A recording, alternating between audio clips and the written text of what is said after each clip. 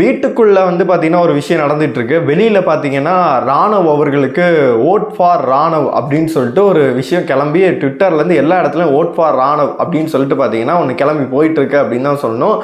அனுதாபாலை எதுவும் கிளம்புதா அப்படின்றதையும் நம்ம பார்த்தாகணும். ஏன்னு கேட்டிங்கன்னா அந்த ஏஆர்எம் டைட்டில் வின்னர் பார்த்தீங்கன்னா இந்த தடவை எம் இல்லை, அடுத்த சீசன் வந்தால் கூட முத்துக்குமரன் கிடச்சிருக்கணும்.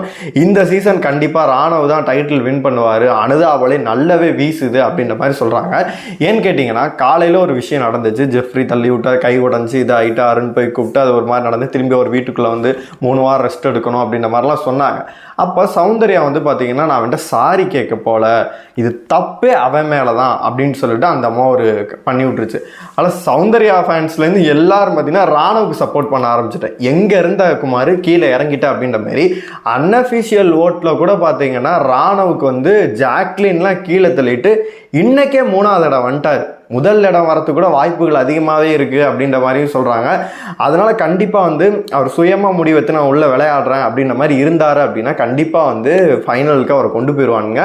கப்படிக்கிறதுக்கு கூட வாய்ப்புகள் அதிகமாகவே இருக்குது. இந்த சீசன் சொல்கிறதுக்கு ஒன்றுமே இல்லை அப்படின்னு தான் சொல்கிறேன். ஏன்னா ஒரு 24வது நாள் 20வது நாளே நம்ம டைட்டில் வின்னர் யார் அப்படின்னு தெரிஞ்சு போச்சு. ஸ்டில் டேட் இன்னைக்கு வரைக்கும் பார்த்தீங்கன்னா முத்துக்குமரன் தான் டைட்டில் வின்னர். ஏன்னா மற்றவங்களுக்கு 10,000 20,000 ஓட்டு இருக்குன்னா அவனுக்கு 1 லட்சம் போகுது, 50,000 60,000 ஓட்டு போகுது. அப்படி இருக்கும்போது மக்கள்கிட்ட அசைக்கவே முடியாத இடத்துல முத்துக்குமரன் இருக்கார். இந்த டயத்தில் நம்ம ஏதாச்சும் ஒன்று பண்ணணும் அப்படின்னு சொல்லிட்டு ஒரு பிளானிங்காக போயிட்டுருக்கு. இது எந்த அளவு போகும் அப்படின்னு சொல்லிட்டு நம்ம தெரியவே இல்லை.